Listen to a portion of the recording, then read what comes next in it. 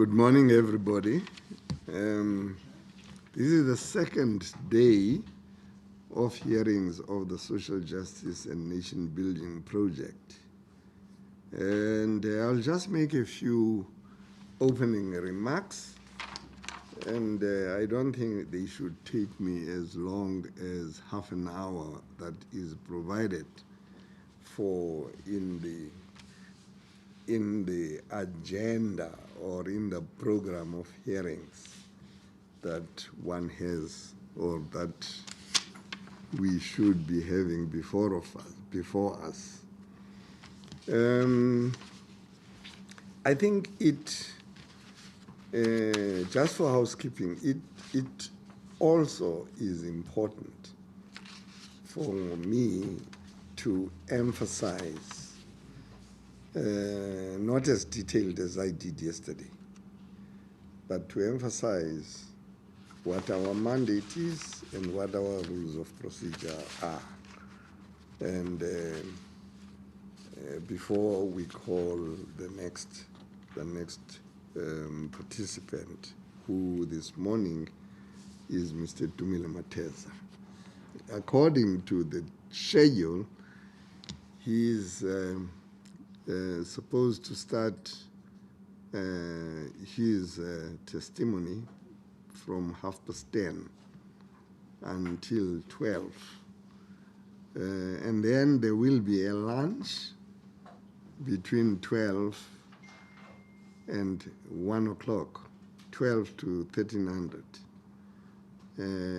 Or let me put it this way, there will be a lunch time. I'm not so sure there will be a lunch, but I don't know. Then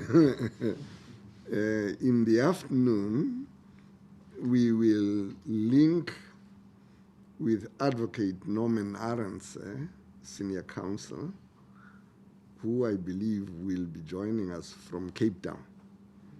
And that would be between 1,300 hours and 1,400 hours and 30.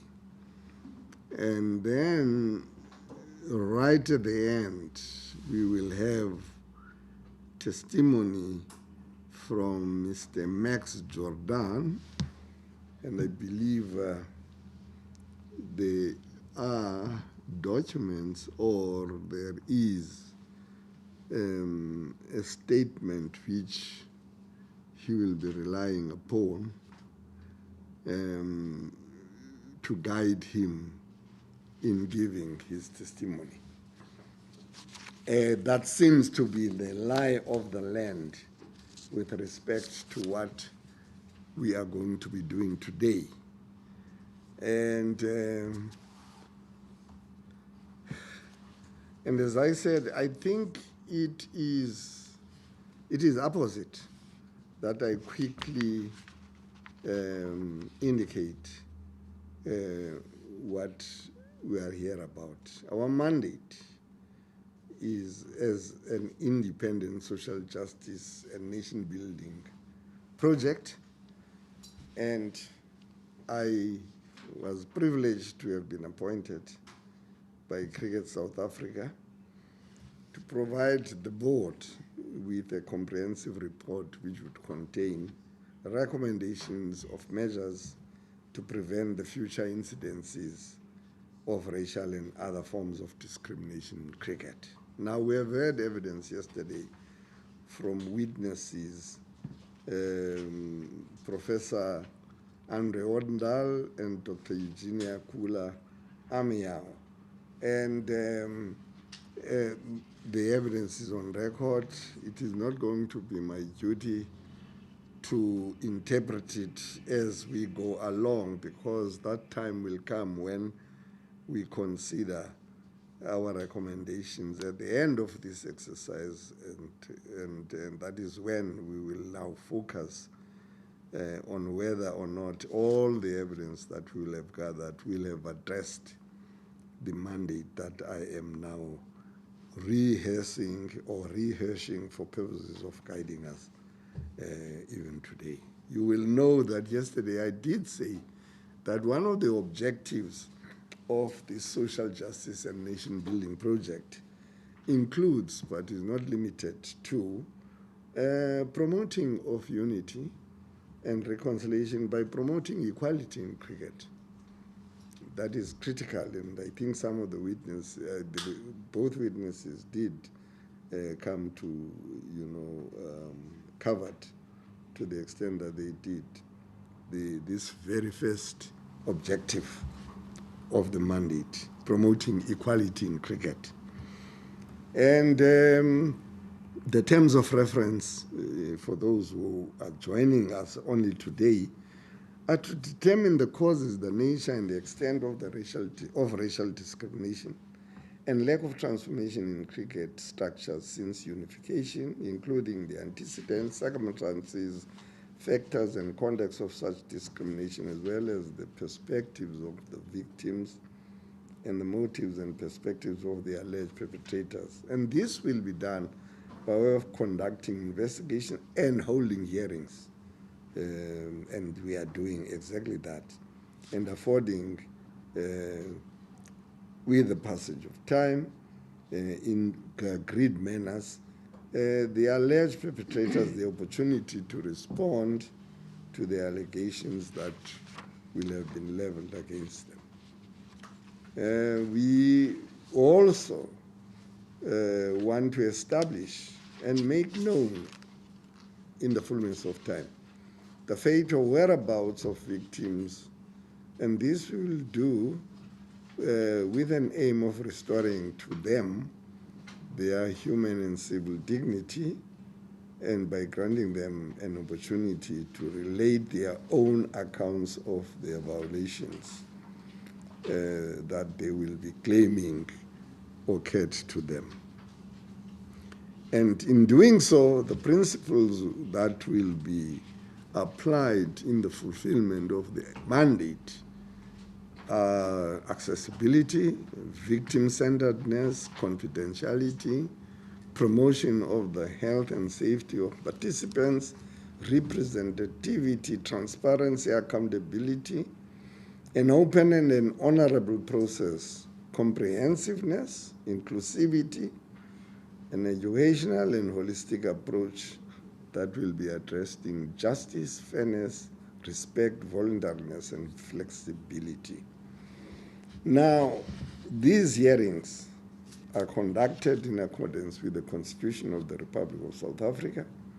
They are also guided by PEPUDA, which is an act of parliament colloquially called the Equality Act, but otherwise the Promotion of Equality and Prevention of Unfair Discrimination Act, hence PEPUDA. And participants will be given an opportunity to cross-examine in accordance with the terms of reference at my discretion. And it's important to emphasize that this is not a criminal inquiry. We will use the same standard of proof in making our findings. I will make my findings on a balance of probabilities, provided that where a factual dispute cannot be resolved without cross-examination, I may either allow cross-examination or record the factual dispute without resolving it. And I will consider all the materials of any nature, including submissions, opinions, statements, affidavits, oral testimonies under oath, academic materials, and so on, provided that allegations against any individuals or organization shall be made only on affidavit or via oral testimony under oath. I will conduct these investigations through the public hearings. However, I may allow participants to give evidence anonymously so that such participants' identity is not revealed to the public. All the interviews and public hearings will be recorded so that there is a full record of the proceedings. Now, that basically is how we are to proceed, and I felt that I need to say this at the beginning of every hearing, just so that one those who join to view the proceedings or to listen to the proceedings know exactly what we are here about, and also to know that the intention of this project is to traverse various themes which come out of the mandate, which is looking at cricket and strides which it made or did not make since unity in 1991. And there are those who have already testified about the significance of the year 1991. I will not repeat what I said yesterday with regard to the themes, because the themes are incorporated or are reflected in the terms of reference which I have indicated today again for purposes of those who join these hearings only today. And I think against that backdrop, Advocate Nele, who do we have today? Or do I take it that my namesake here, Dumile Mateza, who is already on the stand, is the first participant whom we are calling? That is correct, Advocate Ntsebeza. Thank you very much. Mr. Sandile July? Or is it going to be the other Sandile? No. Who is going to ease Mr. Dumile Mateza into telling his stories? But he must relax.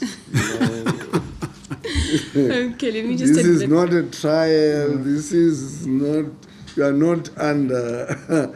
And this is not what is happening elsewhere in the country. This is just a simple exercise, serious one, but it is one in which one needs to have people who participate in it relaxed and say the things that they want to say. You are going to administer the oath or the affirmation? Yes. Yeah, Mr. Mateza, are you going to take an oath or are you going to affirm? No, I'm going to take an oath. Thank you. Do you swear that the evidence that you will be giving today is the truth, nothing but the truth and the whole truth? And if that is so, please raise your right hand and say, "So help me God." So help me God. Thank you, Mr. Mateza. You are now sworn in as a participant in the SJN proceedings. Thank you. Yes. Mr. Mateza, there is a bundle of documents in front of you. In that bundle, if you turn to page 122, 123. and then 123, that's where your submission starts. As I understand, you have amended your submission recently. Well, yes, I amended my submission recently. Yes. How material are those submissions, those amendments? Well, those amendments are not as material as they don't play a very specific role in the submission. Okay. Now, as I understand, what you intend to tell the chairperson today, based on your submissions, you will be dealing with the historical perspective of cricket. And you mention the John Passmore Cricket Week. Yes. You deal with the tournament called Amaqali Gusha. Your experience as a broadcaster, and you seek to define what is transformation. Exactly. And why transformation is a necessity. And you then states there that it is not a zero-sum game, transformation, and it is not just a numbers game. Yes. It is not. You also deal with issues of procurement. Yes, I do. And you also indicate that this topic of transformation is very sensitive.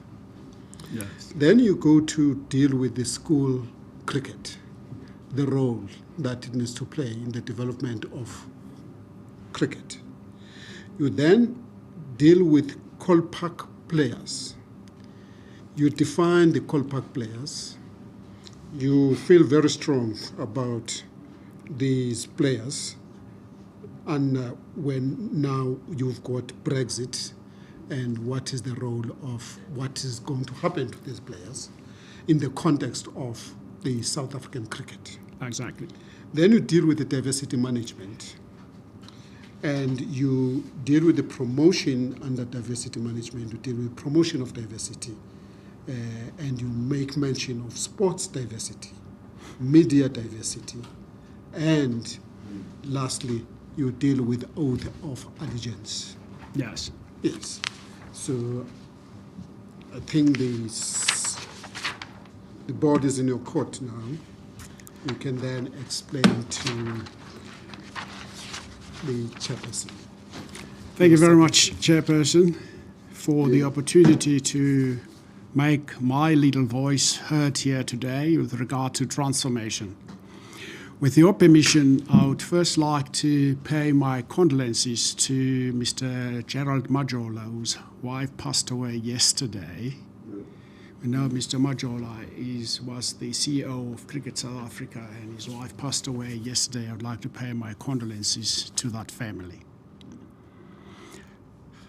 And secondly, Chairperson, the Commonwealth Heads of Government Working Group met in Harare in 1995. I quote, they said, "It is time that the integral role which sport plays in the process of nation building is fully recognized.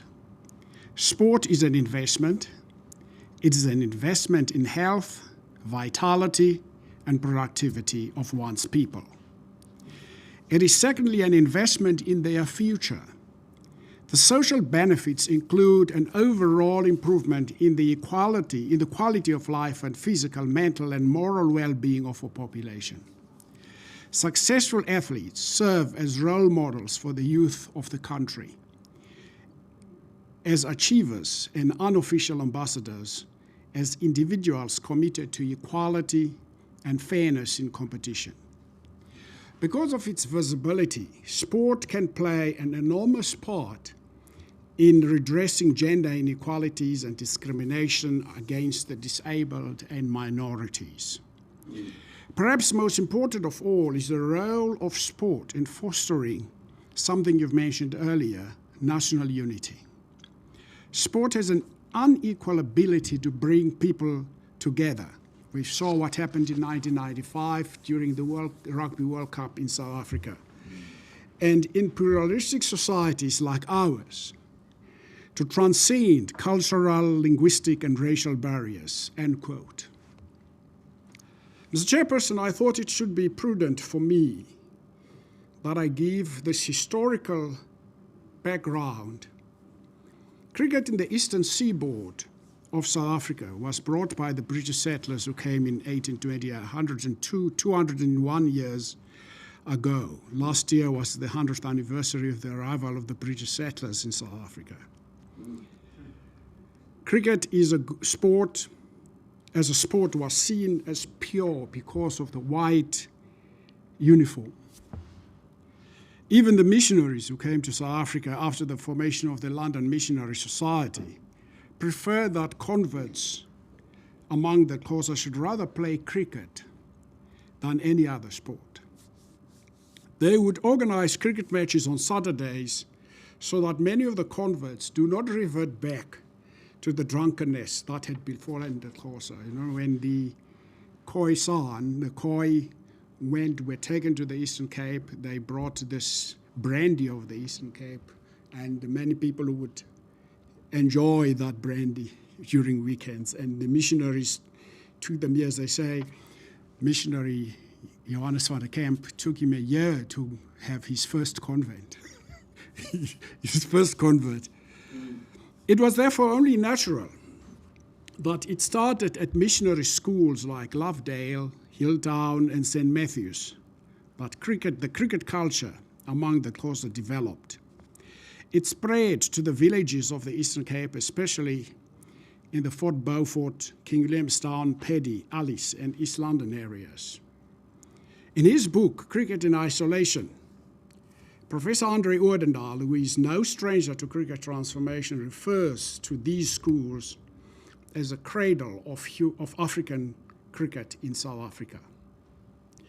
According to Noel Morstead in his book Frontier, The Perspective of the Frontier, which is about the history of the Eastern Cape and the British settlers, when the British governor of the Cape, Sir George Grey, incarcerated the Xhosa chiefs at Robben Island, as he thought out a grand strategy of anglicizing the children of the chiefs.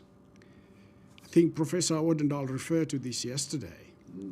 The children were lodged at an institution created for them by the Anglican Church on Grey's advice, on Grey's behalf. And its terms of reference were specific.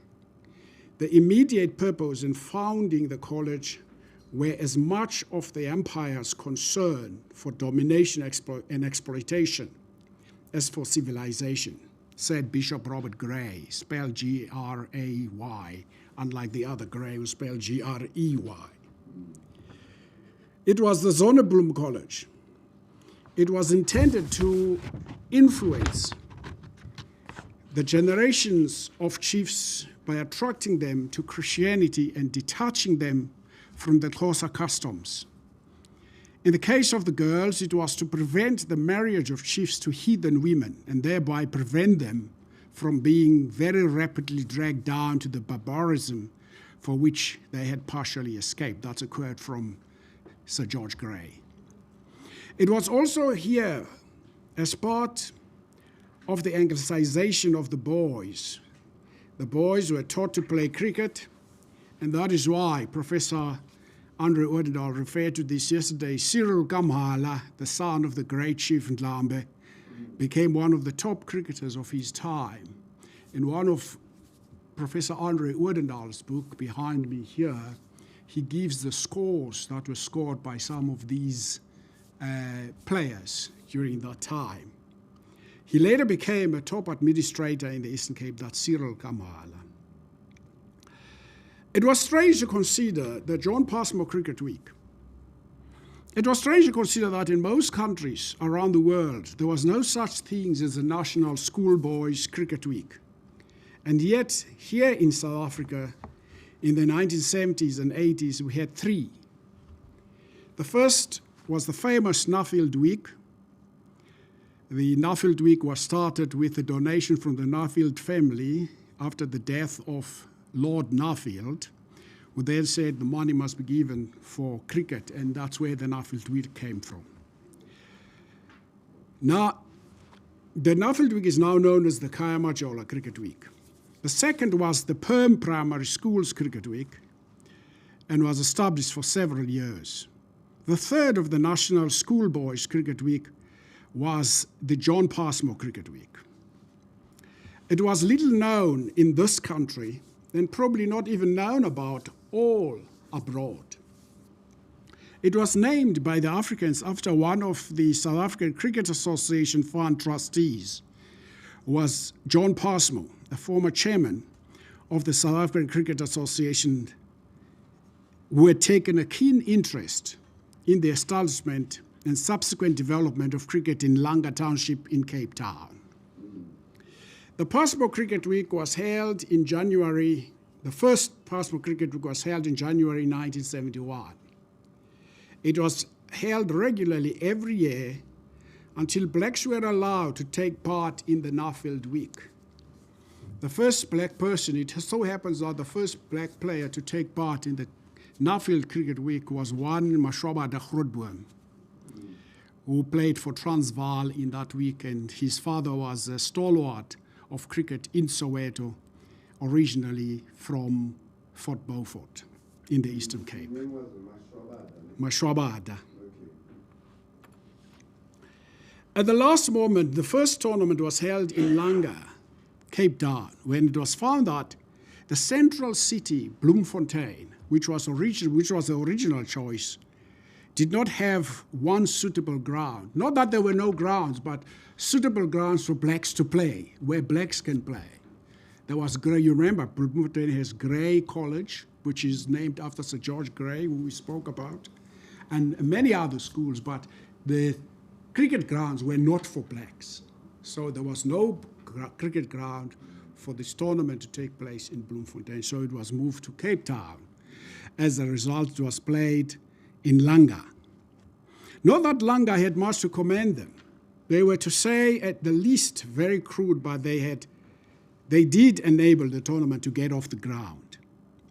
Despite the fact that no school cricket was being played at any centre, no less than 9 of the 10 affiliated provinces sent schoolboy teams to this tournament. Transvaal, northeastern Transvaal, which was then the Springs area, where a very important South African was a cricket administrator in Mr. I'll remember the name as we go along.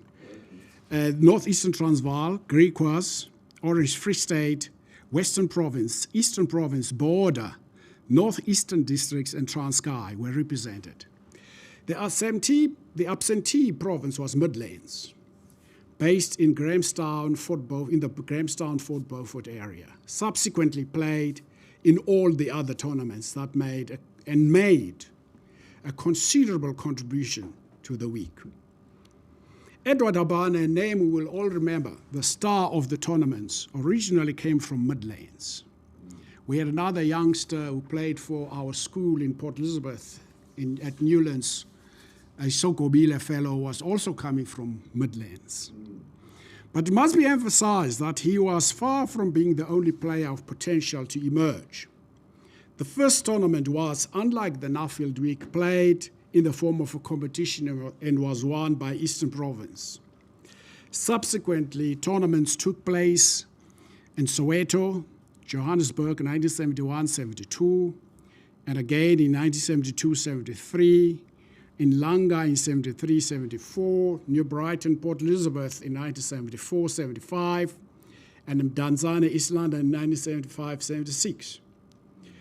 A constant problem for this tournament was to find a centre with a sufficient number of and adequate grounds.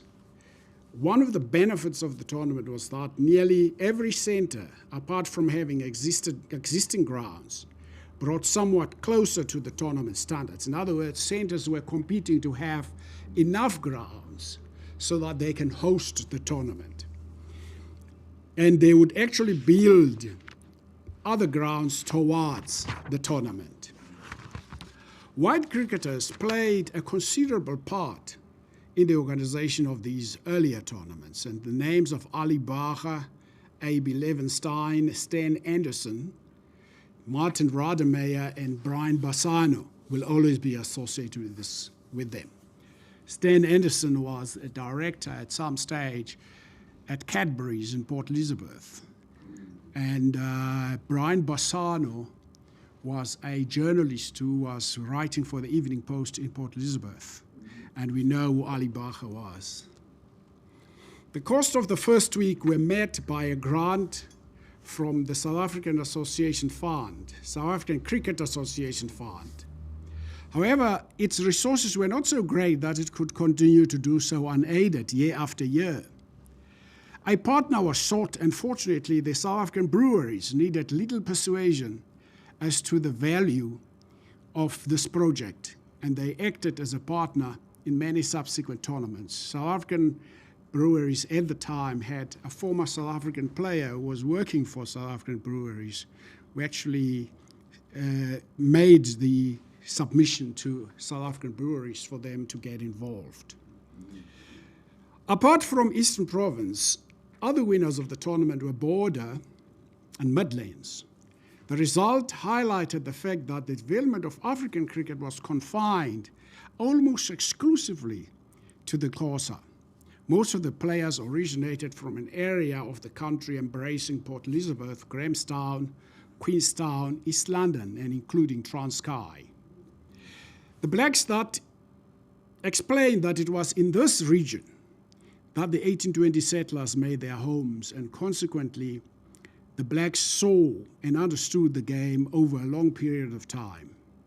Edward Dabane, for example, started his cricket at the nets on a farm of an enthusiastic white cricketer near Grahamstown. In that part of the world, near Grahamstown, which is called the settlers area, or the citrus area.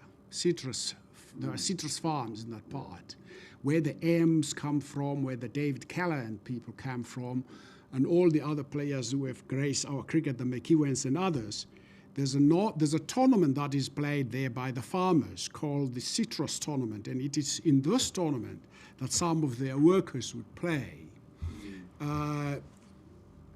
Dick King, who left Natal to go and find some help in the Cape during the fight with the Zulus in that part of the world, tells the story of during his travels on horseback to the Eastern Cape to go and ask for this help, he would find Kaffirs playing cricket with their employers on the farms.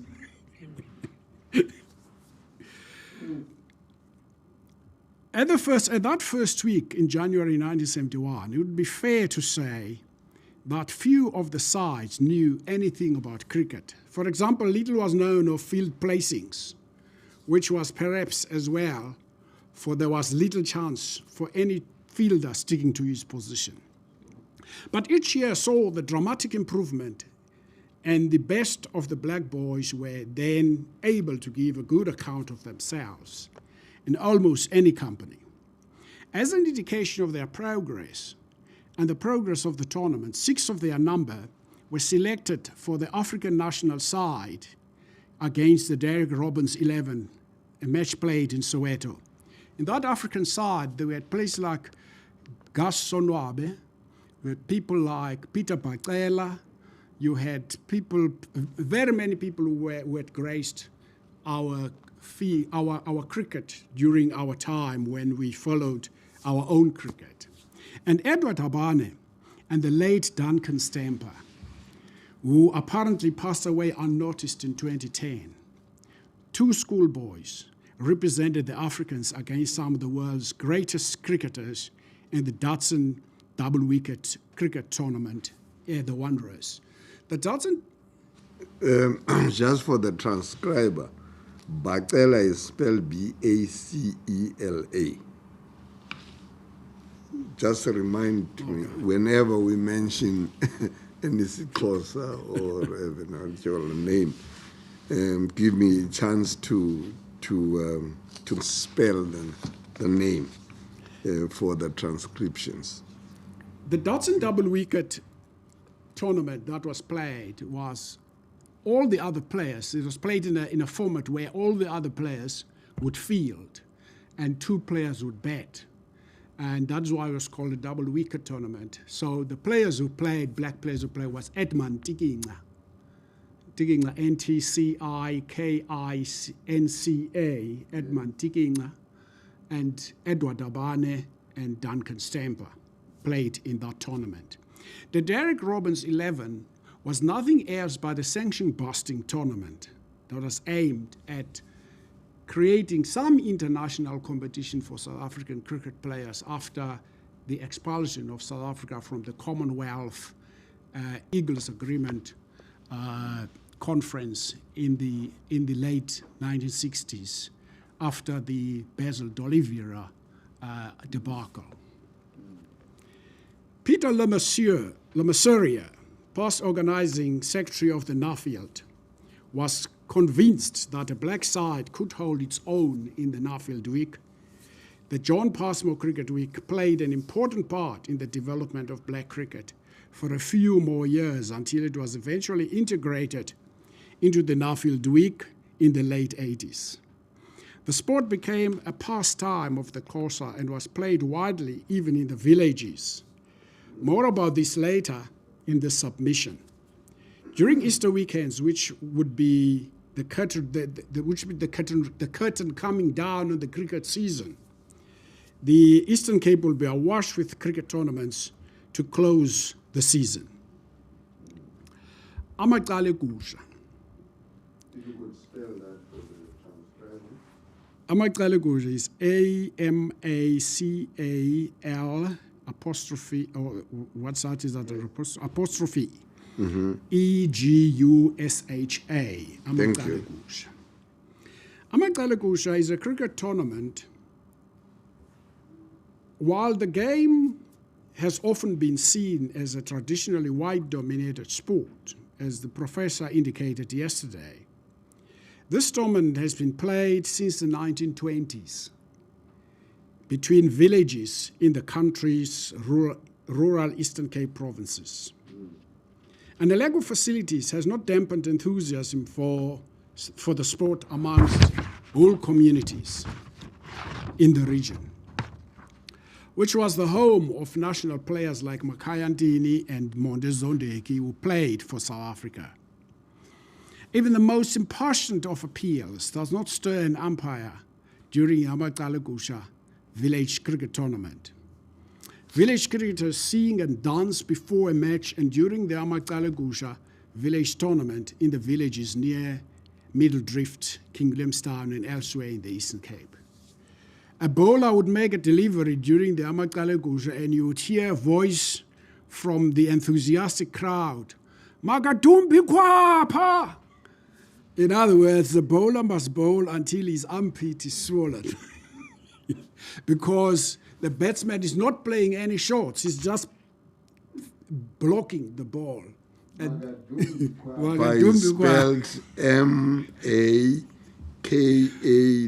MAKADUMB apostrophe IKHWAPHA. Thank you. Young cricket fans got caught up in the spirit of Amaqale Gusha. Even teams from as far afield as Soweto used to grace this tournament. The Soweto Cricket Club was a regular participant in this tournament because many of the people who played for the Soweto Cricket Club came from this part of the world, and they would go to this tournament and grace the tournament. Batsmen would play on an overgrown hilltop pitch, awaiting a delivery from a bowler during the tournament without complaining. I mention this tournament because, in my view, ignoring the importance of this tournament by Cricket South Africa was an opportunity missed. This tournament, in all intents and purposes, could be the breeding ground and has been for cricketers of African descent. But alas, it was neglected. But it is not late, as it is still in existence. This is where Makayandini came from. Before, through a scholarship offered by the Business Executive Cricket Club, to attend Dale College, before he got the scholarship to go to Dale. It was during my first years as a broadcaster in the 1980s. When he was offered this scholarship, where was he schooling for his... He's originally from Gwamding. Okay. And Gwamding is a very strong cricket team that takes part in this tournament. Gwamding is spelled KWA, capital MDINGI. So he came from Gwamding. Gwamding. It was during my first years as a broadcaster. If I could further, in Gwamding, that would have been a rural area. A rural village, yes. A rural village. Yes. And is this supportive of your viewpoint that even in the rural areas, cricket was played by African young people? No doubt. And that is why the tournament is called Amaqale Gusha. The reason why the tournament is called Amaqale Gusha, Bruce has explained that, it's called Amaqale Gusha. The winners after the tournament would win a sheep, and they would slaughter the sheep, and all the teams that are part of the tournament would eat from the sheep. Yeah. That is why the tournament is called Amaqali Bush. The trophy is a sheep. It was during my first years as a broadcaster in the 1980s that we woke up one day to news that an English cricket team of highly respected individual cricketers, amongst them England captain Graham Gooch, were on their way to South Africa to play unofficial tests against the South African national team, still known in those days as the Springboks. This, in all intents and purposes, was an all-out effort to thwart the international sports boycott that was endorsed by the United Nations, which had its origins from a cricket boycott that was its origins from a cricket playing point of view from the ban imposed on South Africa after the Basil D'Oliveira affair at Glen Eagles in Scotland by the Commonwealth Head of State. Because of my background and my love of the game, I was employed by the SABC to be the closer commentator during that tour. I was joined by the late Ombudsman Ntsebeza, who was going to do the Tswana commentary for the game. When we arrived at the Wanderers, our colleague, a colleague of ours, one Charles Fortune, who was an honorary secretary of the then South African Cricket Association under Billy Wooden as chairperson, and was still doing commentary for the English service, which today is called SAFM. He didn't know where to place us. We had no place because they didn't expect there were going to be black commentators coming to commentate the cricket. Eventually, at the Old Wanderers, there was a little place that was high up on the stand. Not even on the stand, it was somewhere very high. That's where we were placed, and we had a bird's eye view of the match. We could see every part of the field from that position where we were placed. For instance, during another tour of the West Indies, when they came here, many people, South African whites, thought we were from the West Indies. You were honorary whites. Honorary whites. Even when we went to Newlands, at Newlands we were placed, there's a place in Newlands, very famous place at Newlands, where your coloured spectators used to sit and watch the game. Is this Newlands, Cape Town? Newlands, Cape Town. Okay. In Newlands in Cape Town, where the coloured people used to sit to watch the match. We were actually placed there amongst them, and we quite enjoyed sitting there amongst them. At St. George's Park, the same thing. We're sitting in the stands because there was no place for us in the press box. In Kingsmead, the same, in Durban. The only place where we could find a place to sit was at Centurion, because Centurion was fairly new at the time. Centurion was built during that time. This tour was followed by the West Indies tour of Lawrence Rowe, and later by another sanction-busting tour of Bandura Warnapura of Sri Lanka. The next tour was that of Australia, led by Kim Hughes. I was part of a group of cricket enthusiasts. We ventured into Soweto to start a coaching program in what started as a discussion in Dr. Ali Bagar's office at the Wanderers, even before he became managing director of the South African Cricket Union. In a meeting attended by yours truly and Mr. Liaquat Nosaka, who I think was an executive of the Transvaal Cricket Board at the time, I raised my frustration at having to commentate at matches where the players were exclusively white and where no black players in the team except for Omar Henry, who was selected for some of the one-day matches. I also identified that there was no primary schools cricket week for blacks, similar to the Perm week for white primary schools. There was a need for that if we are to unearth latent talent in the townships and villages of South Africa. Dr. Ali Bagar pointed out to me that if there was going to be a primary schools cricket week, it should not only be black, because there are white children who are disadvantaged too. This we agreed on because, as a principle, it was already accepted that there could be underprivileged white kids. That meeting was followed by a much bigger meeting to which people like Hussein Ayub, the late Lawrence Mvumvu, and Tiffy Barnes were invited. It was at this meeting that it was decided to go on a huge coaching drive in Soweto and other townships of Johannesburg, like Alexander, Kagiso in the north, in the west of Johannesburg, and Lenasia. This took place at the height of the state of emergency and disturbances in Soweto and elsewhere. When the Kim Hughes Australian cricket team was touring South Africa at the time, there was a new phenomenon called indoor cricket. An indoor cricket match between South Africa and the Australians was organised at the Portuguese Hall in the south of Johannesburg. A sum of 25,000 rand was made available for this match by PG Wood, a company owned by the Cohen brothers, which later became PG Bison. At one of the many meetings during the coaching drive, it was decided that this 25,000 rand would be used to organize an under-15 cricket week to respond to my earlier quest for a black primary schools cricket week.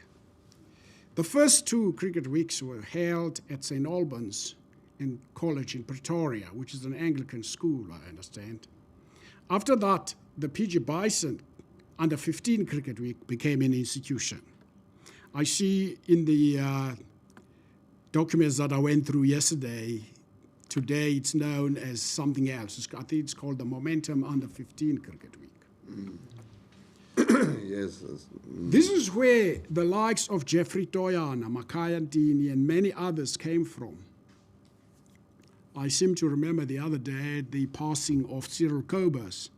I was talking to somebody and saying his son was actually playing because he was at Hilton and he was playing for Natal in the very first cricket week that we held. A business executive cricket trust was formed, chaired by Judge Mervyn King of the King Governance Principles.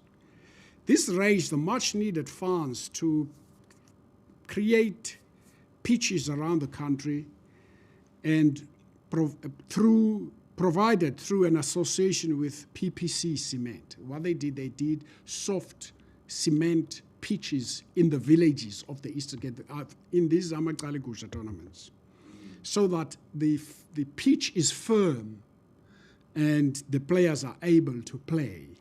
And they created this with the assistance of PPC Cement. Rand Water through Mackay Kogel and a Mr. Bath, just forget Mr. Bath's name, were associated with Rand Water at the time, made valuable contribution. They both since emigrated to Australia. Now, what is transformation? In Cricket South Africa's documents, which I browsed again yesterday, I came across this. According to CSA's transformation policy, I quote, CSA subscribes to targeted transformation as outlined in the preamble of the South African Constitution, as well as Chapter 2 thereof, which deals with the Bill of Rights and Equality to promote the achievement of equality, legislative and other measures designed to protect and advance persons or categories of people disadvantaged by unfair discrimination. Cricket South Africa also recognizes the importance of transforming the entire cricket ecosystem.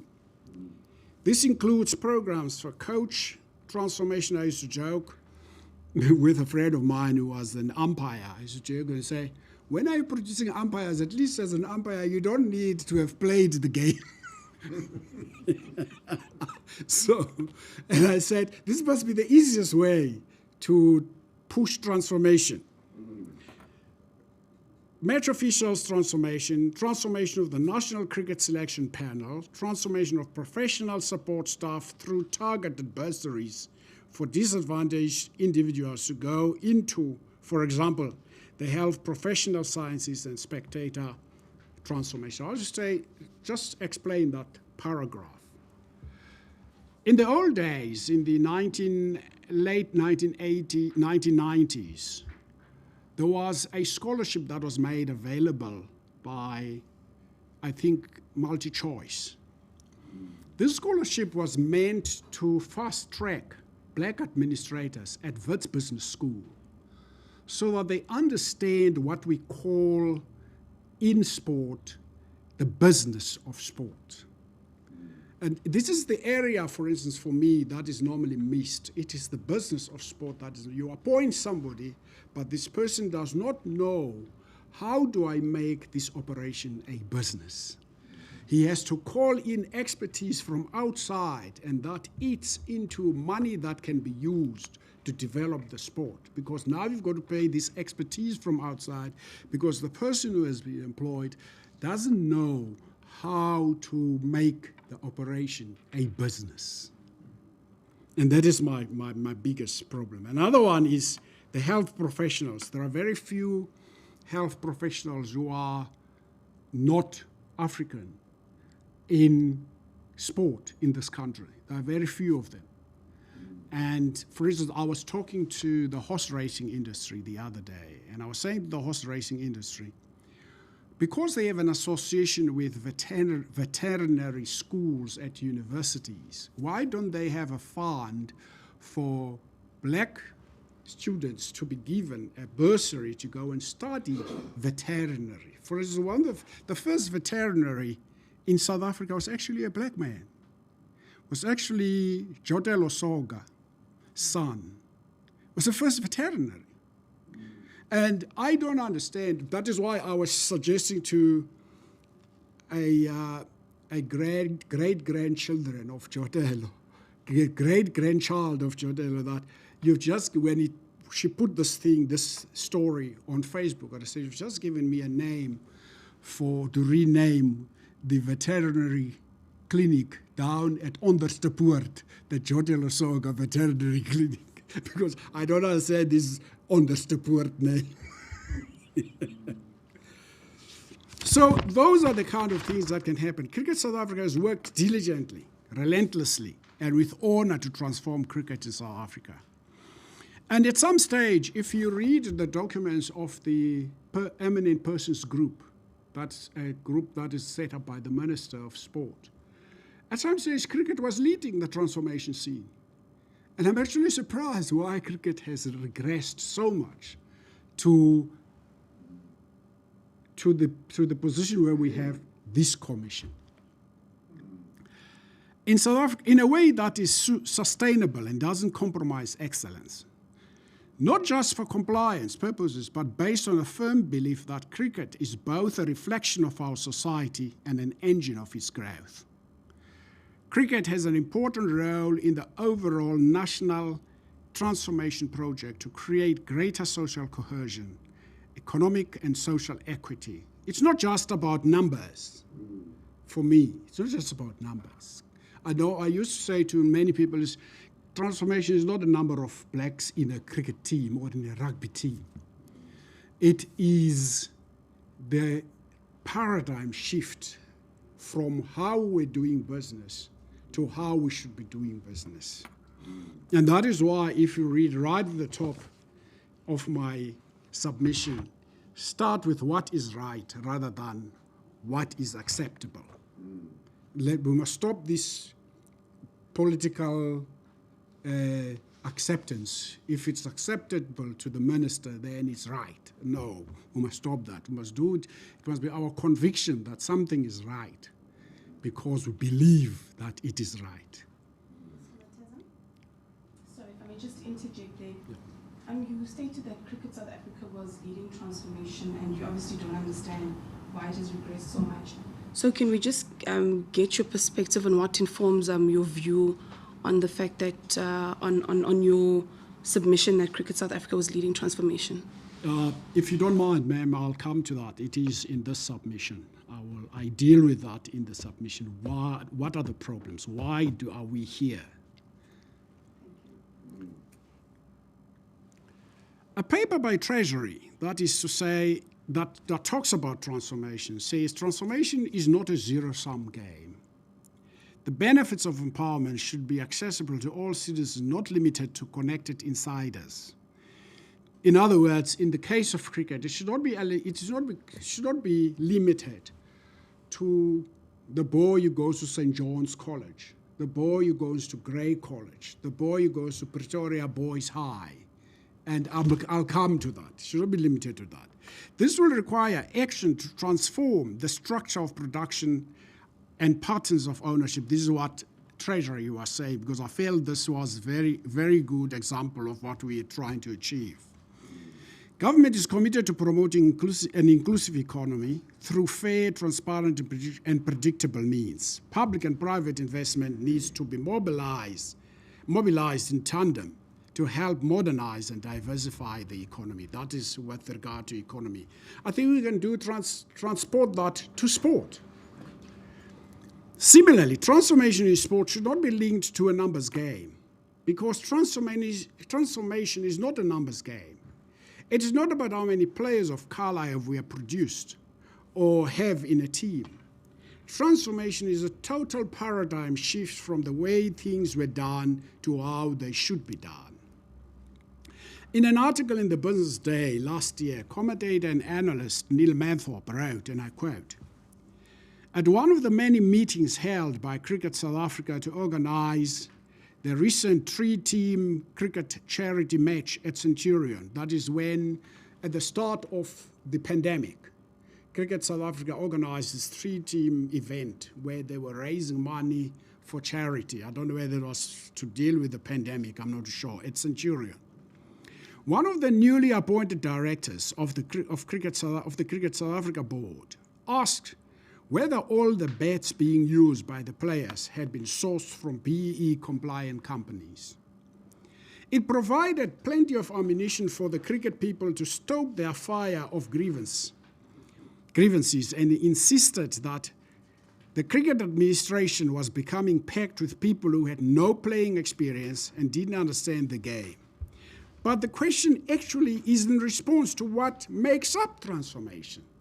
That question wasn't, there is a factory in PE, outside PE, at a place called Luri, next to a place called Thornhill. I don't know how many of us know the Woodridge College. There's a school around that area called Woodridge.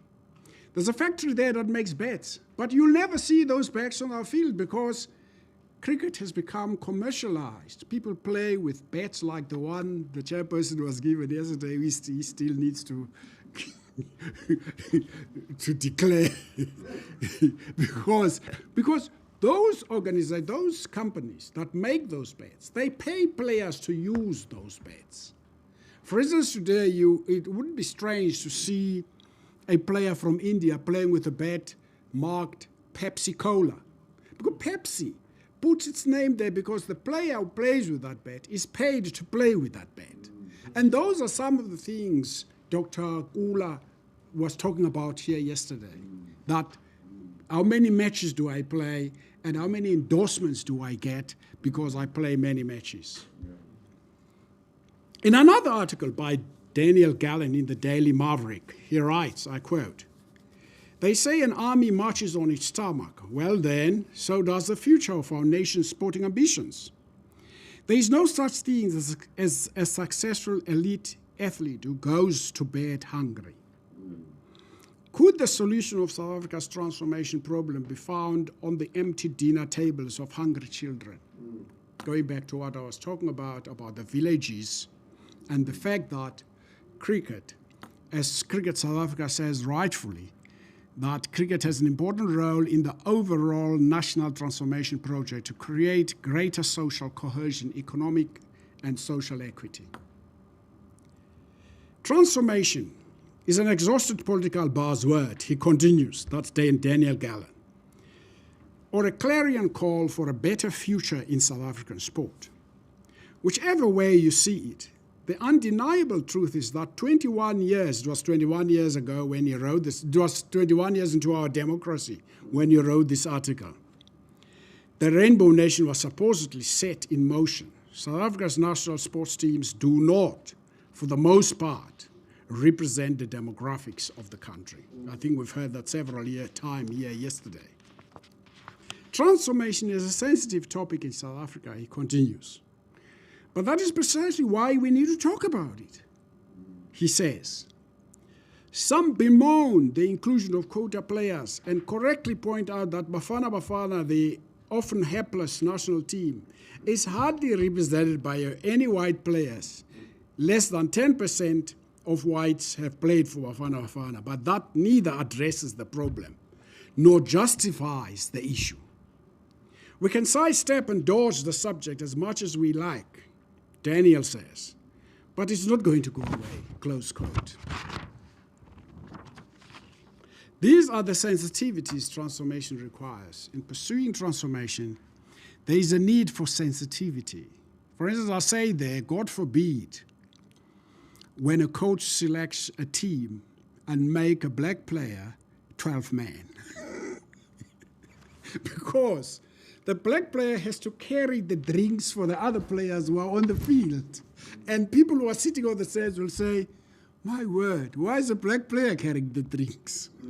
So those are the sensitivities a coach needs to be made aware of. I'll come back to this point. Can I find out so that you are not misunderstood?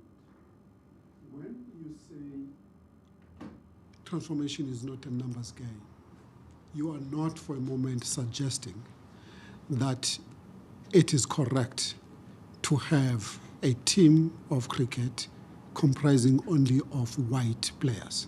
No, it's not correct, as I say. And for instance, I take another stab at the fact that we tend to say, we did the same thing in 1986 when we put together that tournament. We said there will be 7 black players and the rest will be white or Indian or colored, and which should not be the case if people are given opportunities early in life so that they can make use of those opportunities and take up these challenges and these opportunities that are availed by sport. As we said right at the beginning of my submission. I'm not, but yes, I'm finished. Okay. I also want to deal with this quotas thing because it seems to be an issue with players not wanting to be called quotas players, and also whether quotas is an answer to the problem that South Africa is faced with. I'll tell you why I'm asking that. If for a number of years in cricket, when we went back to the international ICC cricket, that you have one player, which is a black player, which was allowed in terms of quotas to be there. So which means that if you had good 3 players that were black, were not put or were not filled or they were not included in the, or get to play, simply because the quota requires that you must have at least one on the playing field. Well, it is. I think the quota system was abused to a greater degree by coaches. They did that in rugby. For instance, what they would do in rugby, if they replace a black player, they would replace that black player with another black player. And I would say you don't do quota system that way. You don't use the system that way. The system was abused to a greater degree. In 1991, when South Africa got back into when Ali Baha and Steve Tshwete came back from the ICC conference where South Africa was readmitted, they came back with an invitation from India that South Africa, because India, we all know about this tension between India and Pakistan. Pakistan was supposed to tour India that year. But because of this tension between Pakistan, which is a wholly Muslim country, and India, which is mostly the other religion in that part of the world. Not Buddha, the other one. Hindu. India is mostly Hindu. So there is this tension between them, and Pakistan did not go. For instance, if you look at those two countries, they don't play together many times, unless it's the World Cup of the ICC World Cup. And God forbid if they play together in the ICC World Cup, there'll be no place to sit on that stadium because everybody wants to see these two teams. So Pakistan did not make the trip. And then India asked South Africa to make a trip to India. And during that trip, there were several players who were asked to accompany the team that was selected, not as players, but just to get the feel, to get into the mood of what it is like to travel overseas and be part of an international cricket team. Some of those players, amongst them was the late Hansie Cronje. There was a player who's now a cricket commentator for the SABC, Hussein Manak. He was amongst those players who accompanied the team, just to be there and get a feel. For instance, many a times we say, I don't understand this notion of South Africa. We find it mostly in rugby. This notion of we've got to win all our matches irrespective. There is this Calvinistic attitude, we've got to win our matches. So you say there are matches where you can use, for instance, like last week when South Africa played Georgia. There's nothing that stops that team to be 90% black because they're playing Georgia. Similarly, if you look at the Sharks team over the last couple of weeks, the whole back line was actually black of the Sharks team this year. Similarly, I normally talk about something I will come to, the story of the Maoris and the All Blacks. I will talk about that. It was an established fact, if I may continue. It was an established fact. The other establishment that should shoulder the blame for lack of development and transformation are the departments of sport and education, and that of education. For years, these two departments have been sitting on a memorandum of understanding, and even after the signing of this document, nothing has happened at our township schools. In the old apartheid days, Hassan Hauer used to coin the rhyme, there can be no normal sport in an abnormal society. Similarly, there can be no development or transformation if there is no sport being played at our schools. We have this one-dimension thing. I'm coming to it. I thought I didn't write it. It is an established fact that person's sporting prowess is largely developed at school level. There are some exceptions, but the rule is that stars hail from elite sporting schools where they receive the best possible training, equipment, and facilities. I think this point is made very eloquently by AfriForum in their submission. Actually, also, AfriForum gives you a list of the schools that supplied over the years the players for the Springbok team. They'll give you that. Being the list of superior rugby schools in South Africa is roughly mirrors the best of cricket schools in South Africa. Being an elite school that provides the best sports training and academic instruction in the country, it follows that they mirror the socio-economic makeup of the country to a large extent as well. So the Department of Sport and that of Education should shoulder the blame and play their part. For instance, we have this notion in South Africa that education is, I must sit in a classroom and be taught by a teacher. There's an example I did, I think it's not here, of when South African tennis players were playing on the circuit, on the ATP circuit. The Wayne Ferreiras and many other players who played in those in the circuit tournaments of the ATP. They used to register here at home with Dumile and then go on the circuit and play and study on their way. But when the South African Open is played in Johannesburg, then they go and write the examination at Dumile. That's what they used to do. And I don't see why we cannot do that. That's what they used to do. And we believe for people to be educated, they must sit in the classroom and be taught. And I think COVID has taught us something else. which we should adopt. And those are the things for me that are important. But what you are not saying in this paragraph is what is it that the department, which is of sport and education, should do in respect of those schools that are not elite schools? It is my view, in the 1970s, a tennis player by the name of Arthur Ashe and a tennis player by the name of Stan Smith came to South Africa to come and play against the sports boycott. And Arthur Ashe made it very clear, I want to be there and see for myself and see what I can do to help the situation. And Arthur Ashe came to play here. And after the match, Arthur Ashe got together with some promoters of tennis. And he availed funds for the building of the tennis courts that you see at Jabavu in Soweto, the Arthur Ashe Tennis Center. And from there, many tennis courts were built at schools in Soweto. If you can go there now in Soweto, you will see tennis courts at schools. But there's no tennis being played. The grass is growing this high on those tennis courts. And that's where we have a problem. What do you think why is there this dichotomy? The dichotomy is there is no discussion between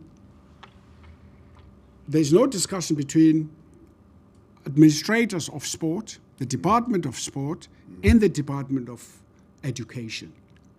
Because if the Department of Education can realize that sport is also education, they will create a way for sport to be played at schools. For instance, I was told, when you are a captain of your team in these elite schools, if you are captain of your team, you have an automatic bursary to go to university. Yeah. Because the university wants people who are going to keep the university's name up there as a sport. And that is what we should adopt as a country, which we are not doing. We have this tendency of thinking that education is this structure where I've got to go down this road. If I don't go down this road, I have no education. And that is what, for me, is the biggest problem. We should integrate the system of transformation to include these kind of things that I'm talking about that should happen to our education system. I stay in a part of Johannesburg close to what is called Jeppe Boys High. And it is a marvel for me to be able to walk down the road to go and watch rugby at Jeppe Boys High. Even as the schools have been told they mustn't play sport, Jeppe Boys High have put up the rugby posts. Even though they are not playing, they've put up the rugby posts, they're there, so that should the department say, no, you can start playing sport, they'll have matches there over weekends, which doesn't happen in Soweto, which doesn't happen in New Brighton, it doesn't happen in Danzade. And those are the things that I'm talking about should happen. There is funding. We abuse the funding from the lotto. And that funding could help towards this kind of things you are talking about. And we must stop abusing the funding from lotto and use that funding. For instance, let me give another example. We have a group of administrators who are running what is called SASCOC. In the old days, when Sam Ramsamy came back from England, he got a company together that sold sponsorship, that solicited sponsorship for the Olympic team. And that company was very good at doing that, because what it did, it used the rings, used the 5 rings, and find 5 sponsors, and each one of those sponsors owns a ring. And that is the money that is being used to send the team to the Olympic Games. But today what happens? We rely on the lotto. We take money from the lotto, we send the team to the Olympic Games. We don't take advantage of the commercial part, or the business of sport, the commercial part that we can use to build our sport. We don't do that. Are you suggesting that the funds that they get from the lotto should be deployed to building the infrastructure The funds should be, and exactly. The facilities. Exactly. For instance, when Treasury is budgeting for education, Treasury doesn't budget for sport at schools. The sport budget is at sport. Therefore, sport sometimes falls short because I think sport is the last on the radar of, of departments that get money. Therefore, that is why we created the Lotto. We created the Lotto so that the money from the Lotto should help develop and transform our sport, which we are not doing. There's something else that is going to be problematic with this organization. What are we to do with the callback players? Maybe before you get in your transformation, I think that's where it fits, what I'm going to... One of the submissions made by, I think it's made by a certain guy called Zako, Mr. Zako, from PE. He says they play cricket. They've got a club. Their province, they have to travel from KwaZakele or any place in town from the township, and they must go and practice cricket in town. That is because there was a school in Port Elizabeth in New Brighton called NS Kosana. NS Kosana is a cradle for cricket in Port Elizabeth, in the townships. NS Kosana had all the facilities. Newell had the facilities. Loiso, where I was, before I went to Newell, had facilities. And it is because if you read the trove of information that is on Facebook from Port Elizabeth, from a gentleman called Mike Panzi, who is trying to revive these kind of things in those townships, the municipalities have let the people down. The municipalities have let the people down because facilities of those kinds are looked after either by the schools themselves or by municipalities. And those facilities do not exist in the township anymore. They do not exist in the townships. And that is why Mrs. Zaku's team has to travel to go and train in town, because the facilities there, people look after them. Do we know why those facilities that were in the townships are no longer there? Or is it the same? The answer would be the same because municipalities are now under scrutiny, and there is a lot that is coming out of how the municipalities... Let's take, for instance, the facilities at schools. If you go to JP Boys High, there are people who work the field, clean the ground, look after the pitches, look after the rugby stadium, the rugby playing field. You don't have those people in the township schools. What do we understand to be the reason? The reason is I'll have to come down to what is called your school governing bodies. The school governing bodies do not see that as part of their job. That the only thing they do is to employ a caretaker who sits there at the gate, that's all. They don't look after the field, they don't, for instance, a caretaker to sit at the gate to care for what? That's all. That's all. We need a total paradigm shift. We ourselves need to transform. It's not just the sport that needs to transform. It's we ourselves need to transform. We need a total paradigm shift in the way we manage and govern our schools, in the way we manage and govern our education. We need a total paradigm shift. For instance, the example I made earlier about the tennis players who used to go overseas and come back and write exams when they are here on holiday or when they come to play the SA Open. It's something we should embrace and say we need this kind of thing.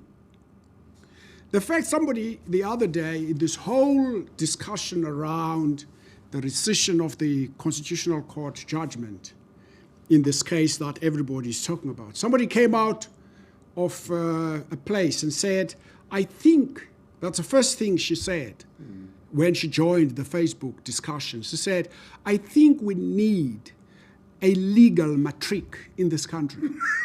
Exactly, because people tend to get involved in arguments and confuse a whole lot of other people with their arguments on these social networks.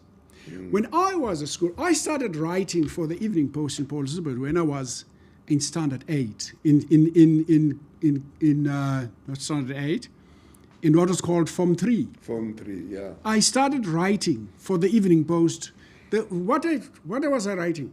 I was reporting on all the school sport that is here in front of me. That's what I was doing. And when I left school, I was able to become a journalist because I started it at school. For instance, some of our schools in the townships don't even have school newspapers like other elite schools. Therefore, we are not preparing our kids to be able, for one of the biggest problems in this whole transformation thing is what the Prof was saying yesterday and Dr. Kula. We did a survey in the 1980s about why are we not seeing black batsmen scoring hundreds. And we came to the conclusion that because of their upbringing, there's the levels of concentrations are lower than a player who was brought up in a house where they have food every day, where they have breakfast, they have supper, they have all of those things. One of the reasons why Ngam had to stop playing and concentrate on coaching. Ngam is spelled Ngam. One of the reasons why he had to stop playing, she was shin injuries. It was developed because, and nutritionists were saying it's because of the nutrition that he grew up being fed. And those are the things we should place into this whole thing that we are talking about. Can I go into my Callback story? Yes. The Callback Ruling is a European Court of Justice ruling handed down on the 8th of May in 2003 in favor of Maroš Kolpak, a Slovak handball player. It declared that citizens of countries which have signed the European Union Association Agreements have the same right to freedom of work and movement within the EU as EU citizens. I think a similar ruling was made around football with a guy called Bosman, the Bosman ruling. When normally in football we talk about the Bosman ruling. It's a similar ruling as this one, the Callback. Thus, any restrictions placed on their right to work, such as quotas setting maximum numbers of such foreign players in sports teams, are deemed illegal under the EU law. The legal actions in Germany set a precedent for professional sports in Europe, which have had a wide-ranging effect, especially in regard to English county cricket and European professional rugby. A Callback player is a term, Callback is a term used in the United Kingdom for players in the domestic leagues in cricket and both rugby codes from overseas, subject to the Callback ruling. In other words, these players, in line with the European Court of Justice, were eligible to be selected for England, in the same way as Kevin Peterson qualified to play for England. These are the players, in a sense, who undermined the transformation policy of Cricket South Africa. They went to England saying, because of the transformation policy of Cricket South Africa, we are going to go and play our cricket in England and have a better chance of playing for England than playing for South Africa. At some stage, the England cricket team had about 5 or 6 South African-born players. Trott, a whole lot of others, the names don't come to mind. So it was easier for them to play there. As I said, these players undermine the transformation policy of Cricket South Africa. They contended that the transformation policy of Cricket South Africa precludes them from selections for South Africa. The question now will be, now there has been this Brexit. After Brexit, this ruling of the European Court of Justice doesn't apply anymore. As of January the 1st, 2021, all Callback players have had their registration cancelled by the English and Wales Cricket Board with immediate effect due to Brexit. I have noticed that Callback players who denigrated and undermined the transformation policy have been drafted into provincial setups around the country in South Africa and are to compete in this year's domestic competitions. Will they be eligible to play for the Proteas without censure? Can they play for these provinces without censure? Without them coming to, for instance, this commission and say, I apologize, I denigrated, I undermined the transformation policy of South Africa, therefore I'm coming to say I'm sorry for that. Will they be allowed? That's my question. Or will they come voluntarily? Exactly. These players, should be remembered, trashed the transformation policy of CSA until recently. Jacques Callis, who was appointed part-time, I think, bowling or batting coach of South Africa, left, took up a post in England and cited the very transformation policy of CSA as an obstacle to his progress.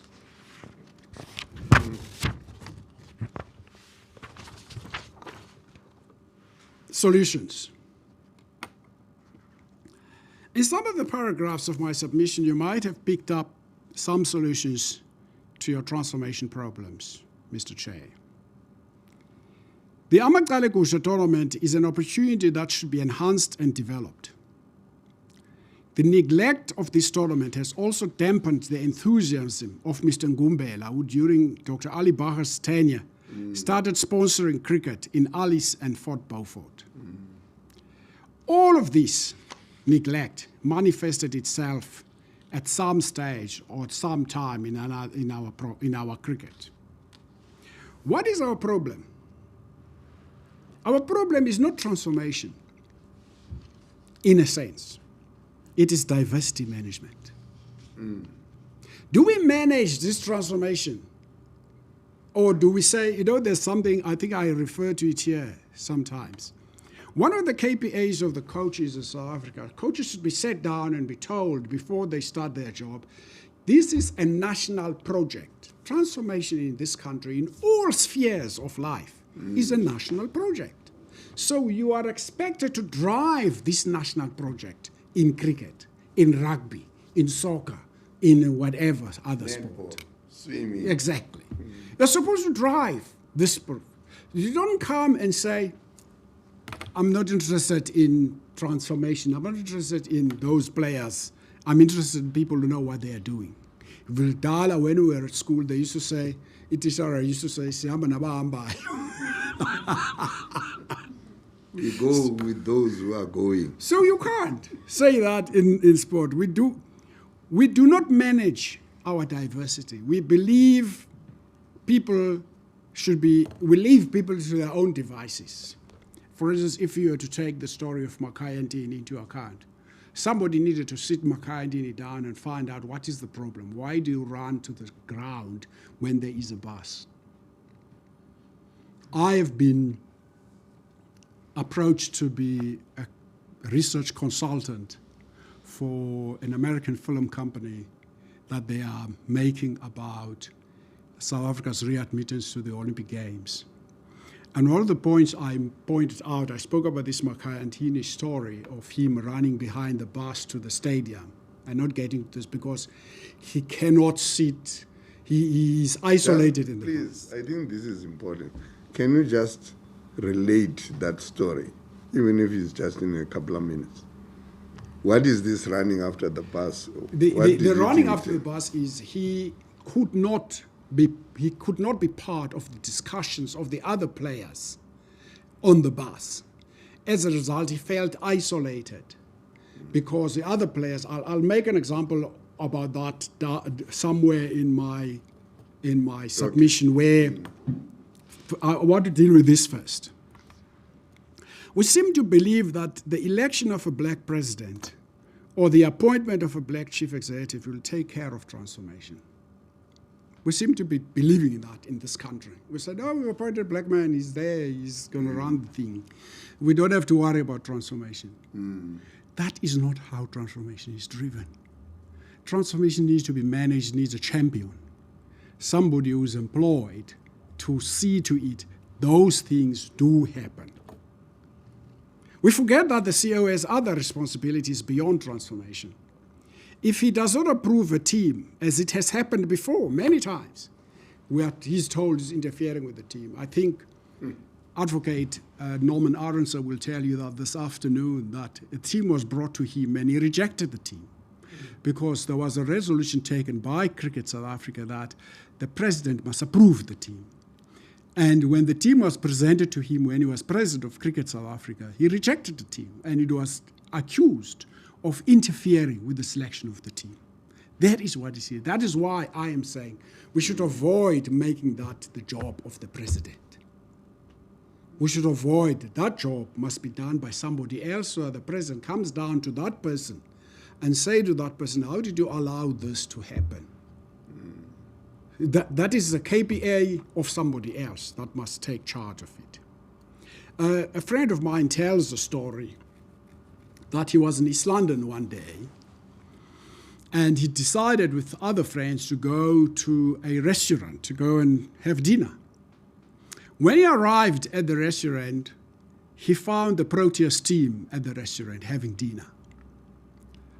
But what surprised him was the blacks were sitting in a corner there, the colored and Indians were sitting in a corner there, the white players were sitting in the corner there, and what's his name?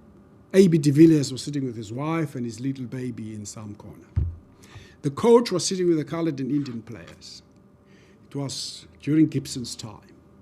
Now, it is clear that Gibson was never told what the transformation project of this country when he was employed. There's a transformation project this country has in all spheres, and that is what everybody who comes to take up a position in South Africa should be told. For instance, I've seen in many companies in South Africa that they would rather prefer to employ somebody from Zimbabwe. But because he's black, he's employed. Then I've made the quotas. And that's a problem with quotas. I've made the numbers game. So nobody can blame me because I've made the numbers game. And that is the problem with quotas. And I believe when I was at school, we discussed most of our tactics at dinner tables.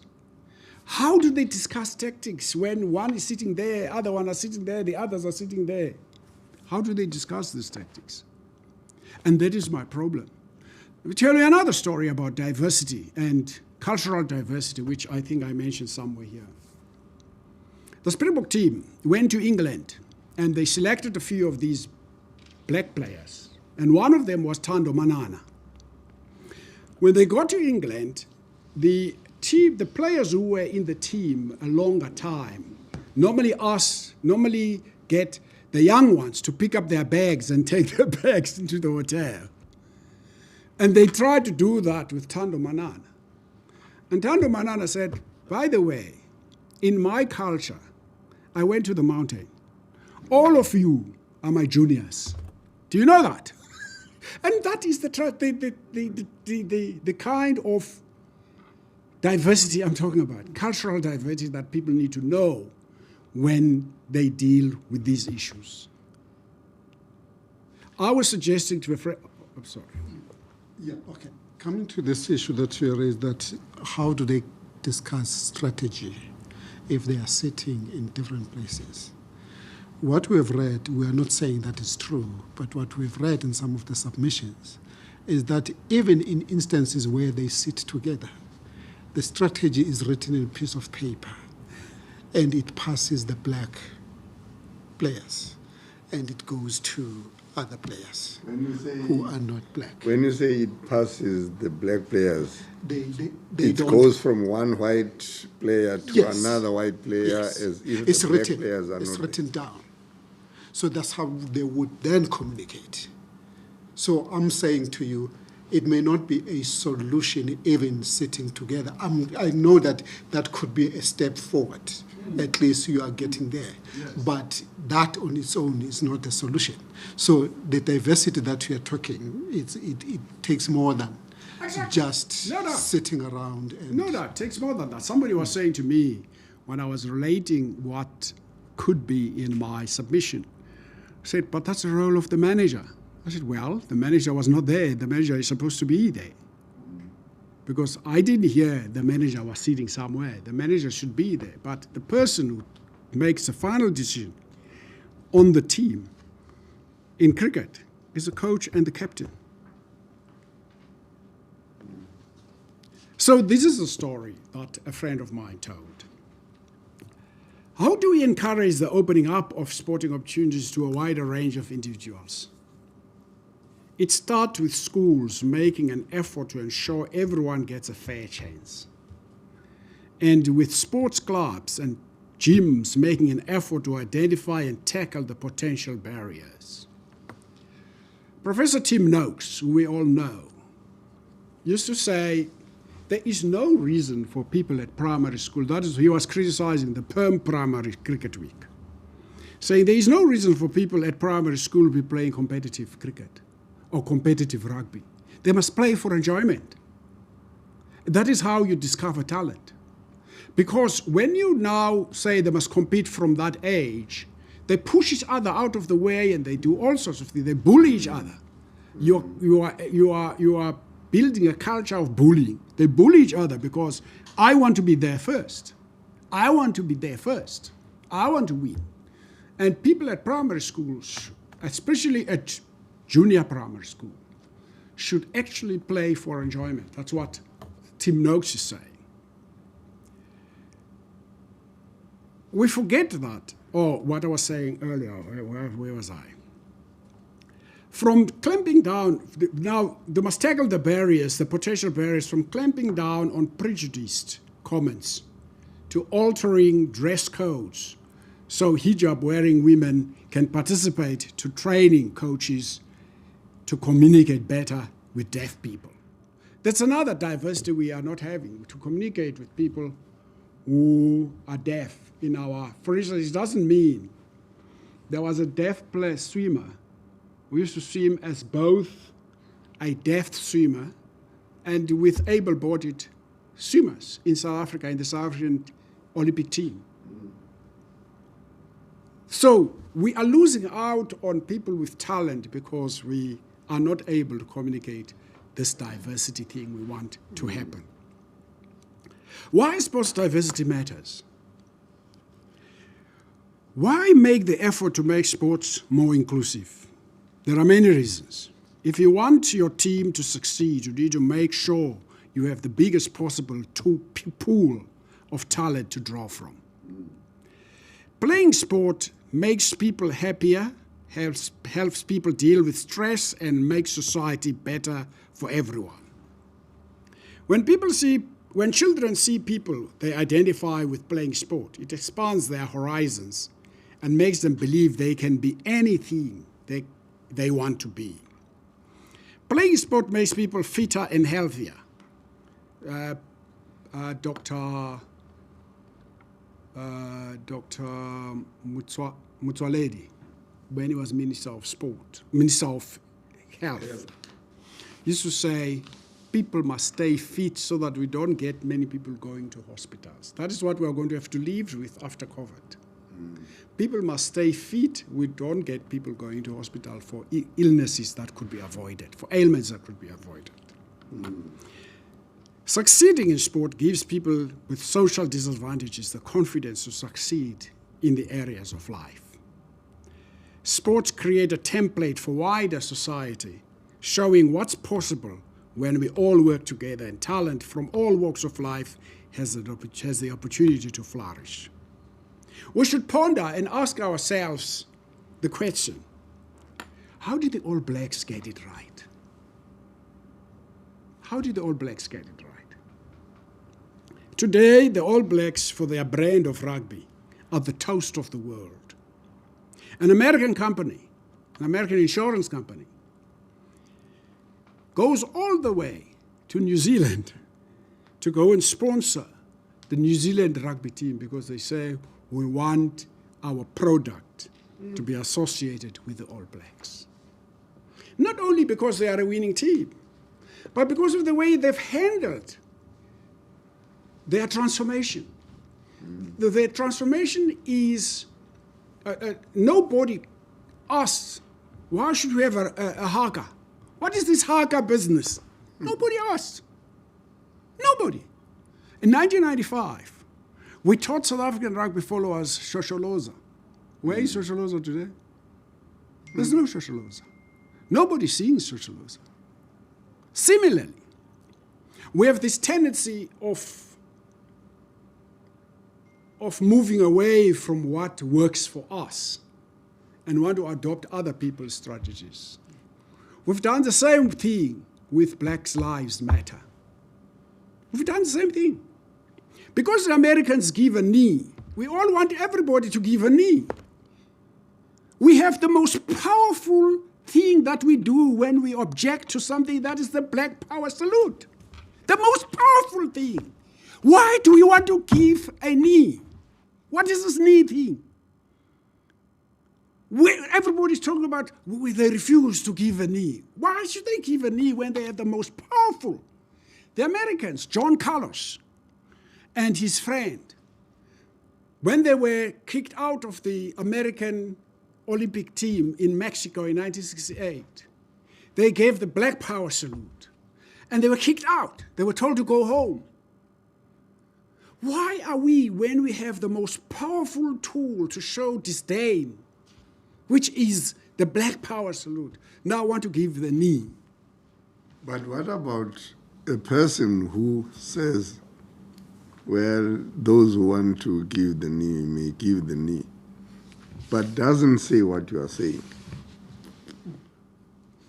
Because somebody is going to say, I would rather identify with those who kneel because they are sending a message. But that is different from someone saying, no, you can do the knee if you want. If that person was saying, no, I follow Mateza, who says, the knee is not something I identify with, but I know in this country, at some point, when people wanted to assert their blackness or their oneness, they used to raise the fist. Exactly. I'll tell you why. The knee, when you sing the national anthem of any country, you must stand in attention. The knee was a denigration of the American anthem.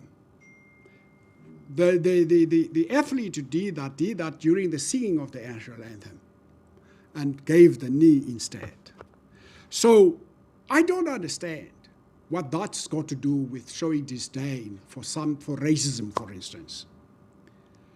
For the most potent and the most important thing, powerful thing for me to show disdain for racism is the Black Power salute, which Stokely Carmichael made famous in America.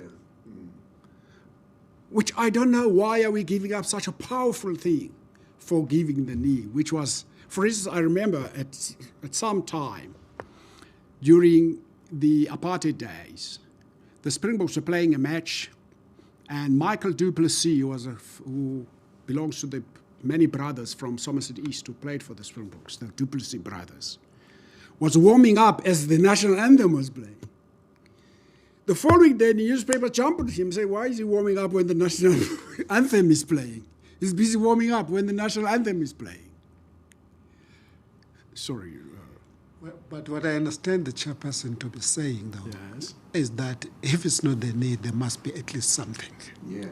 So if it's not a knee, it must be that Black Power salute. But the people who give the Black Power salute Mr. July, are being criticized. No. No. The discussion that you have with him is that Yes, I understand. when it's not a knee, it must be black power salute. It can't be. There is nothing that we do. And you can't if you're say, opposed to the knee, yes.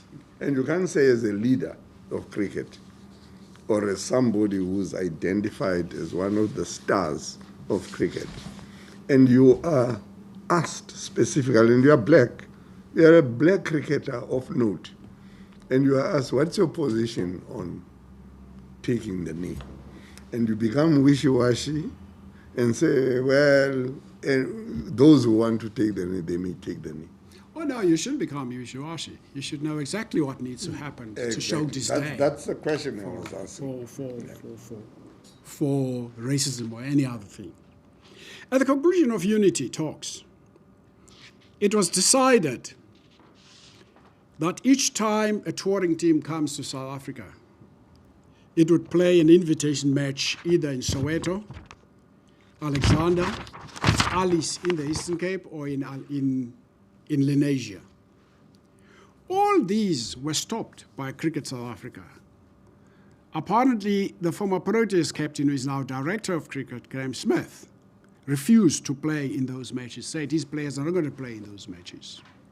And when we asked a former chief executive as to why are these matches not being played, he said he wanted to create his own legacy, wanted to build his own legacy, wanted to follow what somebody else was doing.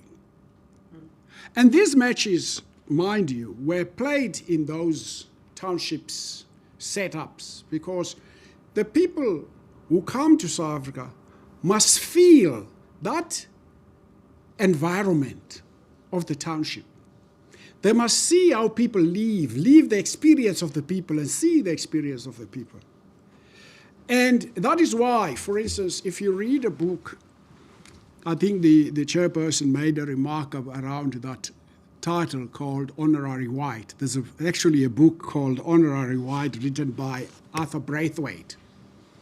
Arthur Braithwaite was a Jamaican representative at the United Nations.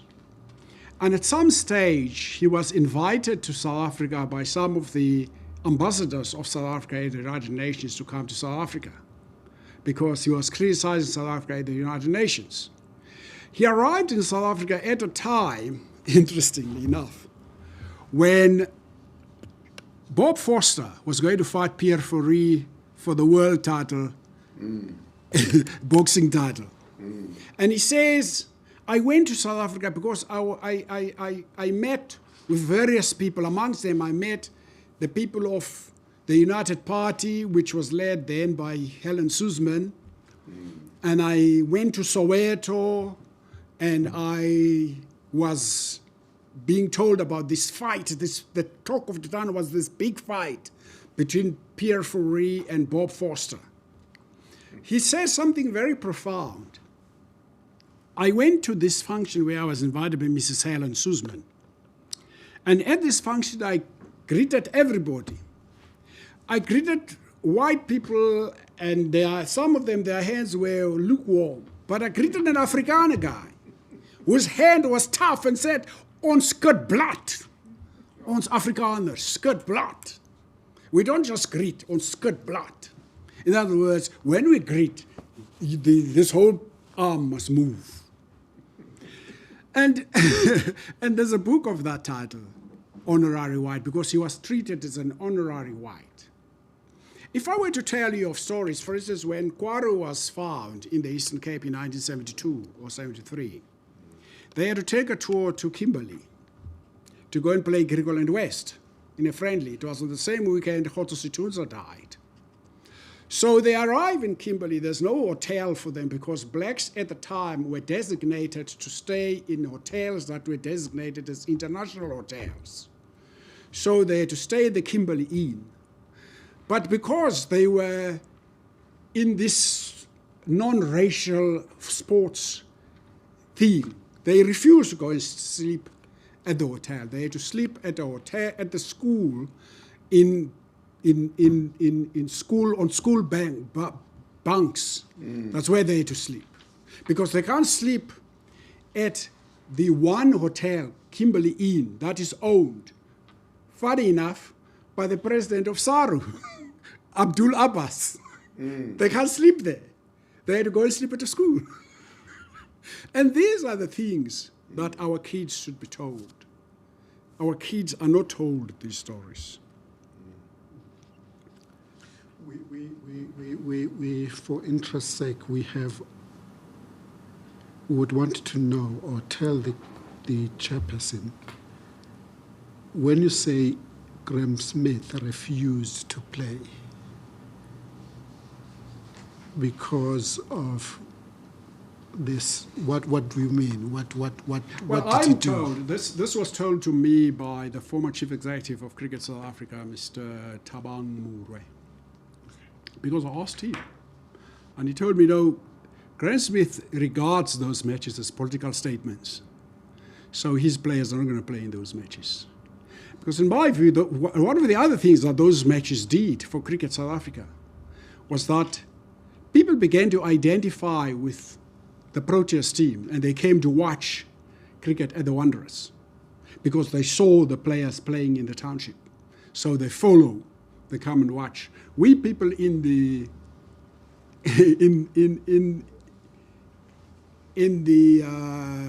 PR industry, let me put it that way, believe, especially in broadcasting, you go to a place and you migrate. For instance, if I were to say people must watch these hearings, they will watch them on YouTube and then say, these things are on TV. Let me leave YouTube, let me go to TV. And then the numbers of people who are watching TV grow. You migrate viewers from watching radio to go and watch TV. You migrate viewers from watching YouTube to go and watch TV. That is what those matches were doing for cricket. They were bringing in new people because cricket needs new people, new followers to be able to survive. And that's what those matches were doing.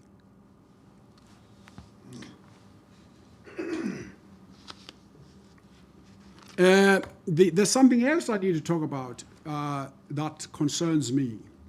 I had a discussion recently with the South African High Commissioner in the Caribbean. The South African government signs all of these trade agreements and these cooperation agreements, and nothing comes of them. Nothing comes of them. Now, the High Commissioner in the Caribbean islands has been asked by the Jamaican government. We signed a cooperation agreement with South Africa so that they help us develop our rugby because they are the world champions. Jamaica plays in this 7th tournament, but now they want to grow their rugby to the 15-man game. And Jamaica then asked South Africa to assist them to grow their rugby. And we all know that Jamaica is a cricketing playing country. And then I said to the people who were sent to me by the High Commissioner, I think we're going to do a quid pro quo with Jamaica. We can get our trainers to go to Jamaica, go and train them to play rugby, and get them to send cricketers to come and coach our schools cricket, so that we don't sit with this problem of there is no schools at our schools. There's no cricket at our schools. And those are some of the things that can be built into this whole transformation thing going forward.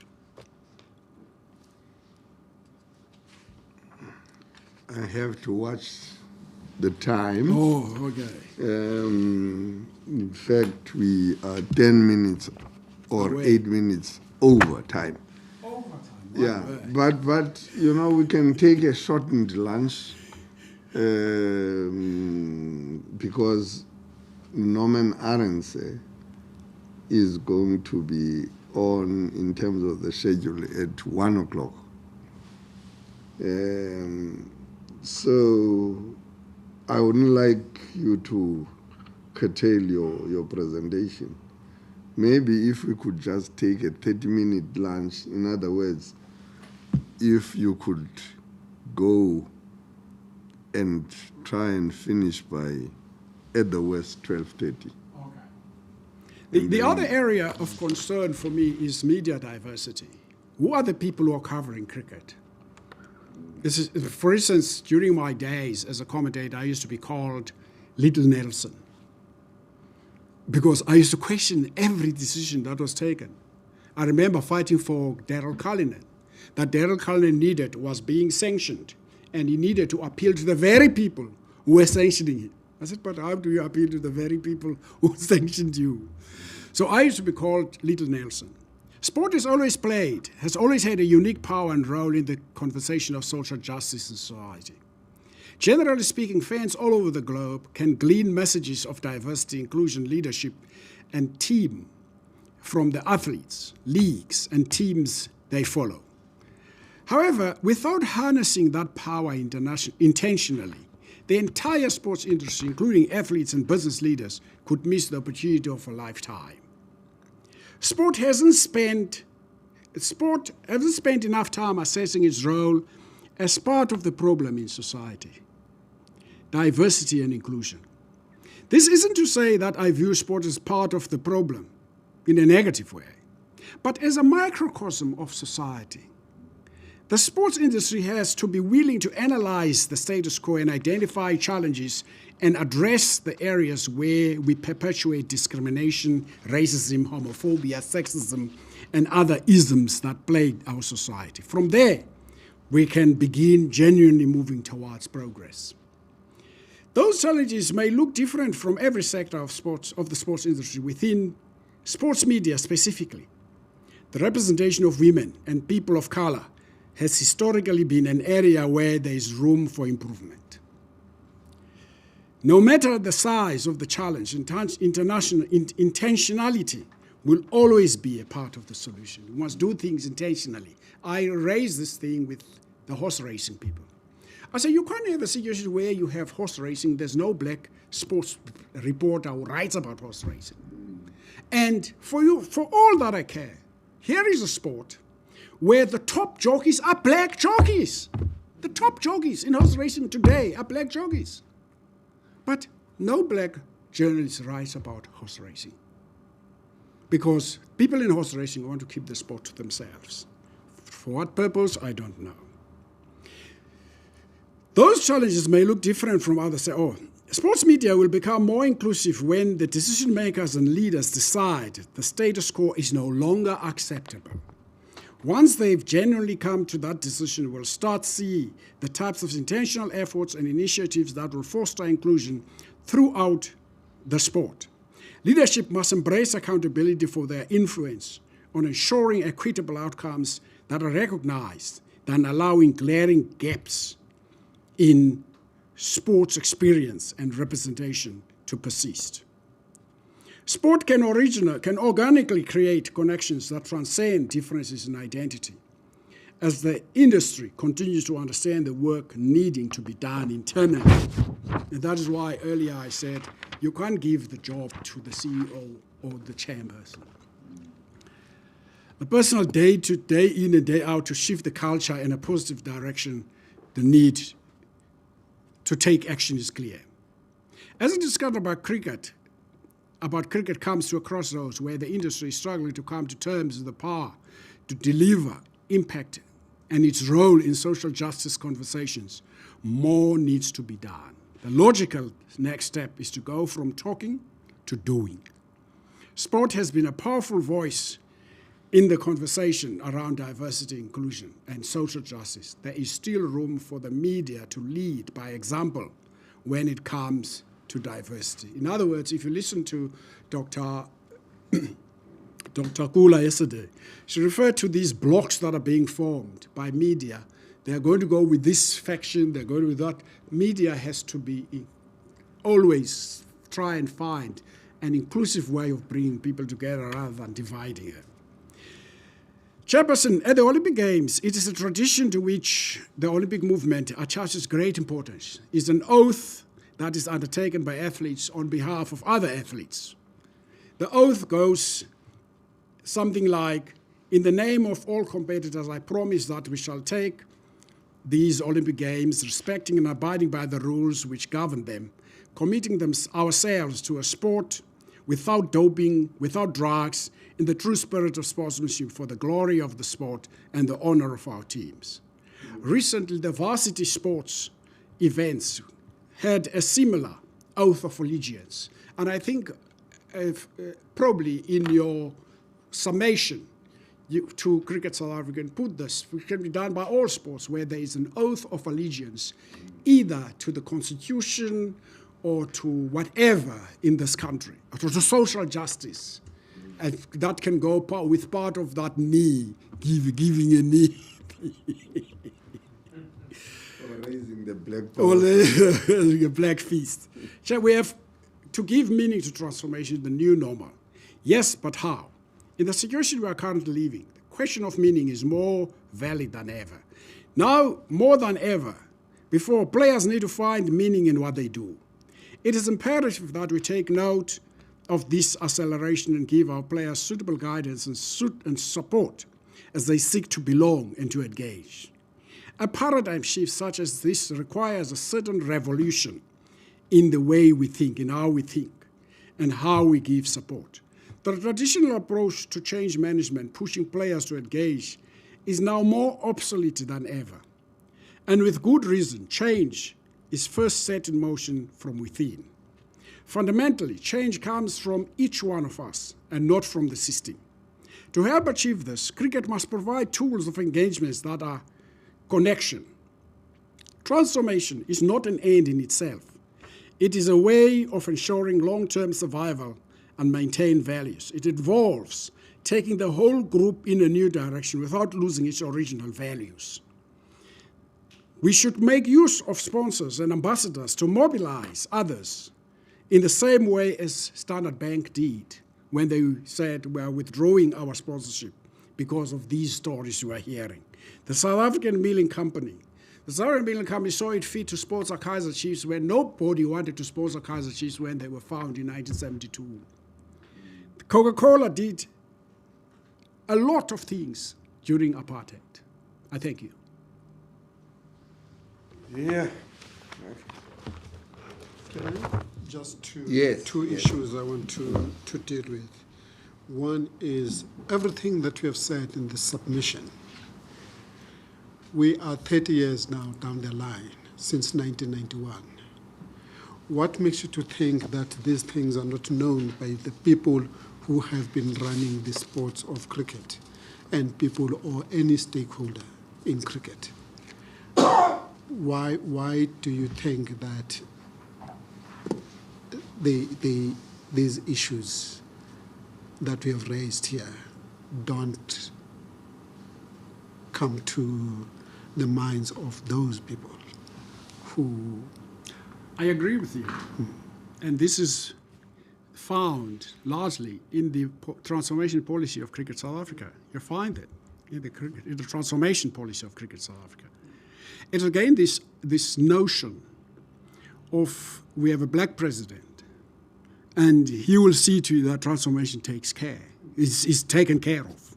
We have a black CEO. He will see to it that transformation is taken care of. No, it doesn't work like that.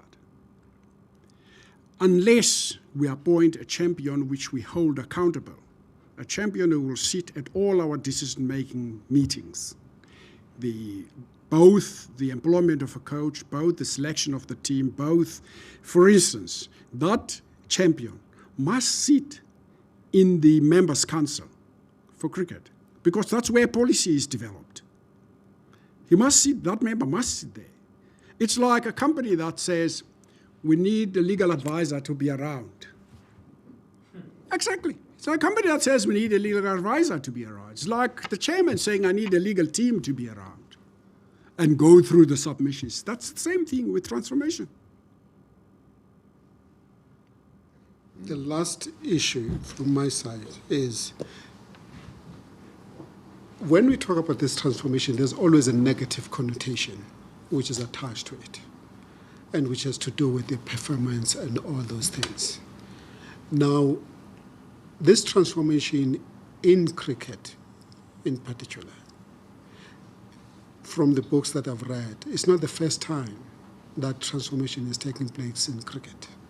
It happened in 1945 because, as I understand, cricket was an English sport.